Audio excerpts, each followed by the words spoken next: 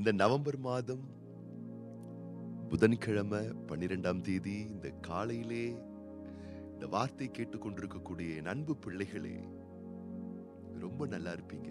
நீங்க ரொம்ப ரொம்ப நல்லா இருப்பீங்க. தேவனுடைய அன்பின் கரங்கள் உங்கள் மேல் இருக்கிறது. காலைதோறும் அவருடைய கிருபை புதிதாய் இருக்கின்றது. இந்த காலையை இந்த வார்த்தையை கேட்டுக்கொண்டிருக்கக்கூடிய என் அன்பு குழந்தைகளே, நேற்று தந்த கிருபை அல்ல, சென்ற வாரம் தந்த கிருபை அல்ல, சென்ற மாதம் ஆண்டுகளிலே தேவன் உங்களுக்கு தந்த கிருபை அல்ல, இன்னைக்கு இந்த காலையில ஃப்ரெஷ்ஷா பெஸ்டா அப்பாவினுடைய ஒரு வளமான ஒரு கிருபை உங்கள் மேல் இறங்கி கொண்டிருக்கிறது. என் கிருபை நீங்க சும்மா இருக்கிறதுக்காக அல்ல, என் கிருபை நீங்கள் சோம்பலாய் இருப்பதற்காக அல்ல, என் கிருபை நீங்கள் பயத்தோடு கவலையோடு துக்கத்தோடு ஒடுங்கி போவதற்காக அல்ல. எதற்கு கிருபை? நீங்கள் பலன் கொள்ள. எதற்கு கிருபை? நீங்கள் வெற்றி காண. எதற்கு கிருபை? உங்கள் கடமைகளை நிறைவேற்ற. ஏன் கிருபை? நீங்கள் நல்லா படிக்கக்கூடிய பிள்ளைகள் நீங்க நல்லா படிக்கிறதுக்காக அப்போ ஒரு புதிய கிருபை நீங்க தரப்போறாரு. சம்பாதிக்கக்கூடிய, தொழில் செய்யக்கூடிய, வியாபாரம் செய்யக்கூடிய, பிசினஸ் செய்யக்கூடிய அன்பு பிள்ளைகளே, நீங்கள் உங்க பிசினஸ்ல வெற்றி அடைவதற்காக ஒரு புதிய கிருபையை தராரு. ஊழியம் செய்யக்கூடிய அன்பு கர்த்தருடைய பிள்ளைகளே, உங்கள் ஊழியத்திலே ஒரு பெரிய பெருக்கத்தை காண்பதற்கான ஒரு கிருபையை நீ காப்ப தர போறாரு. அப்ப கிருபையை பெற்றுக்கொண்டு நம்ம சும்மா இருக்க கூடாது. பாருங்களேன், பிரயாசப்படும் பொழுது சில சவால்கள் வரலாம், ஆனா கிருபை இருக்கு, மறக்காதீங்க, நீங்க ஜெயிப்பீங்க. ஒரு வாகனத்தை எடுத்துக்கொள்ளுங்கள். ஒரு 2 வீலர் இருக்கு, ஒரு 4 வீலர் இருக்கு. அது சாலையில் செல்லும் போது சேஃபா பாதுகாப்பா, இல்ல வீட்ல பார்க்கிங்ல இருக்கும் போது சேஃபா பாதுகாப்பான்னு கேட்டீங்கன்னா, வீட்ல இருக்கும் போதுதான் சேஃப். பார்க்கிங்ல இருக்கும் போதுதான் 2 வீலருக்கும் சரி 4 வீலருக்கும் சரி சேஃப், பாதுகாப்பு. சாலையில போகும்போது கண்டிப்பா ஏதாகிலும் யாராச்சும் ஒரு கீறல் போடுறதுக்கும் ஏதாச்சும் ஒரு அந்த வாகனத்துக்கு சில அசௌகரியங்கள் ஏற்படுறதுக்கு நிறைய வாய்ப்புகள் இருக்கு. அப்போ சாலையில் வீதியில் செல்ல சில அசௌகரியங்கள், சில ஆபத்துகள், சில சிராய்ப்புகள் வாகனத்துக்கு வரும் என்பதற்காக நம்ம பார்க்கிங்ல வச்சிடக்கூடாது. ஏன்னா அது டிசைன் பண்ணதின் நோக்கம், வடிவமைக்கப்பட்டதின் நோக்கம் அது ஓட, அது பறக்க, பார்க்கிங்ல நிற்பதற்காக அல்ல. சரி, வெளியே கொண்டு போனா பழுதடைஞ்சிரும், பாதிக்கப்பட்டுடும், விபத்துல சிக்கிறோம் அப்படின்னு சொல்லிட்டு வாகனத்தை நீங்க உபயோகப்படுத்தாமலே இருந்து நீங்க பார்க்கிங்ல வச்சீங்கன்னா கெட்டு போயிரும். வாழ்க்கை கூட அப்படிதான். உழைக்கிறதுக்கு போனதான பிரச்சனை, சம்பாதிக்க போனதான பிரச்சனை, படிக்க போனதான பிரச்சனை, அடுத்த நிலை அடைவதற்காக ஒரு எஃபர்ட் எடுத்தாதான சவால் வருது. பிசினஸ்ல நெக்ஸ்ட் ஷிஃப்ட்டுக்கு போகும்போது தானே நிறைய சவால்கள் வருது. வாழ்க்கையினுடைய நல்ல நிலையை அடைவதற்கு அடுத்த கட்ட அபார வளர்ச்சி அடையும் போதுதானே சவால்கள் வருதுன்னு சொல்லி சும்மா இருந்துட்டீங்கன்னா வாழ்க்கை கெட்டு போயிருங்க. சவால்கள் வரட்டும், கிருபை வந்திருக்கு, முன்னோக்கி செல்லுங்கள், வெற்றி காண்பீர்கள். இன்னைக்கு போர்க்களமா இருக்கலாம், இன்னைக்கு போராட்டமா இருக்கலாம், நாளைக்கு உங்கள் வாழ்க்கை எந்த போராட்டத்தை சந்தித்ததோ, உங்கள் வாழ்க்கை எப்படிப்பட்ட போர்க்களமா இருந்ததோ அப்படிப்பட்ட உங்கள் வாழ்க்கை அற்புதமான உயரங்களை அடைந்துவிடும். ஒரு கழுகை எடுத்துக்கொள்ளுங்கள், அது தரை மட்டத்திலிருந்து மேல் நோக்கி உயர பறக்கும் பொழுது போராடி பறக்கும். தன்னுடைய சிறகுகளை மிக அதீதமாக அடிக்கும். ஏன் தெரியுமா? காற்று கழுகு உயர பறக்க முடியாதபடி அந்த கழுகுக்கு எதிராய் இருக்கும். காற்றை கண்டு கழுகுகள் பதறாது.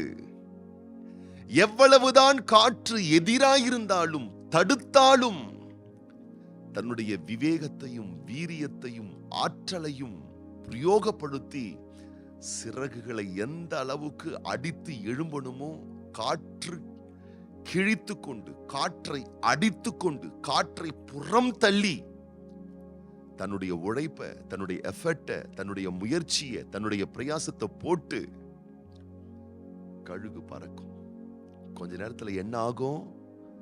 கழுகு உயர பறக்க ஆரம்பிச்சிடும். அதுக்கப்புறம் பாருங்க, எந்த காற்று கழுகு பறக்க எதிராய் இருந்ததோ அதே காற்று கழுகை மிதக்க வைக்கும். மேல பறக்கக்கூடிய கழுக பாருங்க, விங்ஸ் எல்லாம் ரொம்ப நேரம் அது அசைக்கவே அசைக்காது, அப்படியே மிதக்கும், காத்திலேயே மிதக்கும். கர்த்தருடைய பிள்ளையே, எதிராயிருக்கிறார்கள், எதிர்க்கிறார்கள், எதிர்ப்பை தெரிவிக்கிறார்கள், எதிராளியாய் ஆகிவிட்டார்கள் என்று பதறாதீர்கள். வேலை ஸ்தலத்திலே, குடும்பத்திலே, நட்பு வட்டாரத்திலே எதிரிகள் பெருகிவிட்டார்கள், வீட்டுக்குள்ளாரையே என்னுடைய சத்துருக்களை மாறிவிட்டார்கள் என்று சொல்லி செய்ய வேண்டிய காரிய கடமைகளை தள்ளி போட்டு சோர்வாய் உட்கார்ந்து விடாதீர்கள்.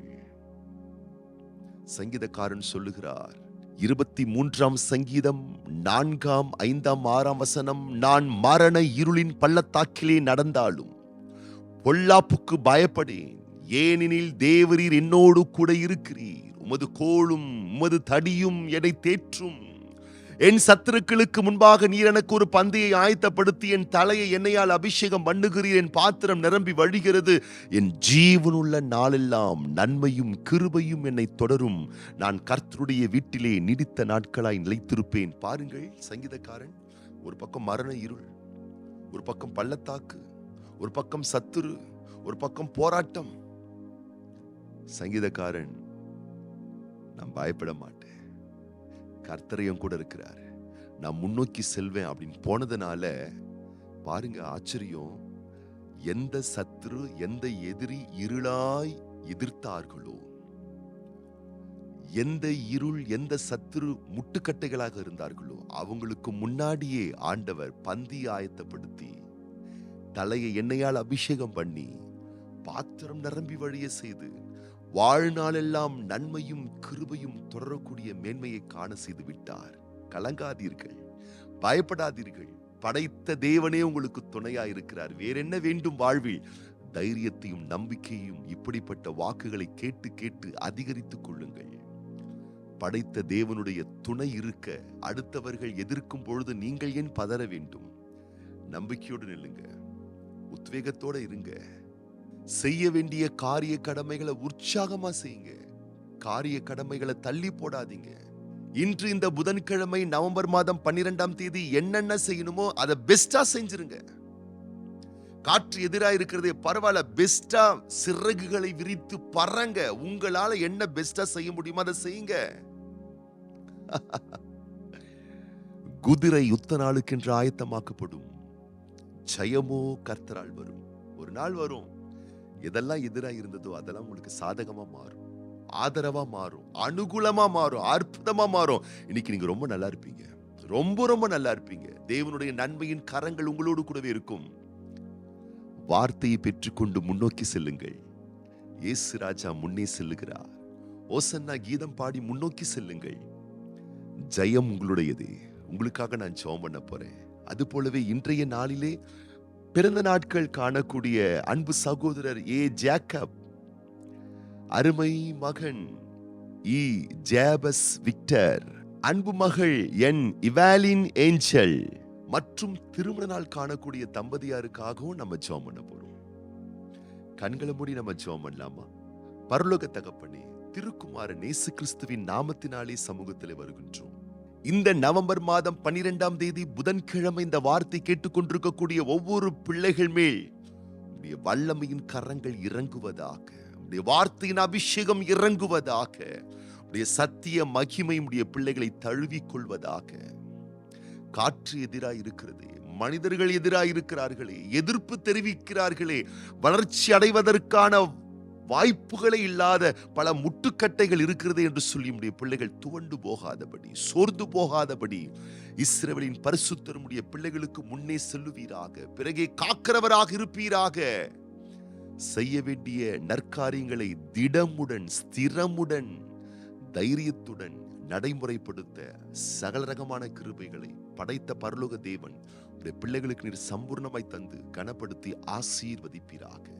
இந்த நாளிலும் உடைய பிள்ளைகள் சகல வளனோடு நலனோடு வாழ்ந்திருக்க சகாயங்கள் தந்து ஆசீர்வதிப்பீராக. இன்றைக்கு பிறந்த நாட்கள் காண்கின்ற, திருமண ஆண்டுகள் காண்கின்ற ஒவ்வொரு பிள்ளைகளையும் தேவனே உம்முடைய நாமத்தையும் வார்த்தையும் முன்னிட்டு மனதார நாங்கள் வாழ்த்தி ஆசீர்வதிக்கின்றோம் ஐயா.